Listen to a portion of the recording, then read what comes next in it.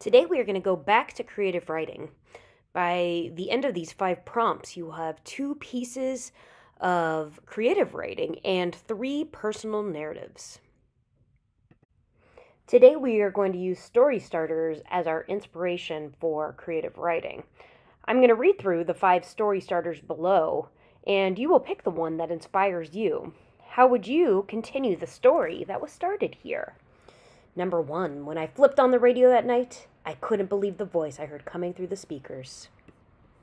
Number 2,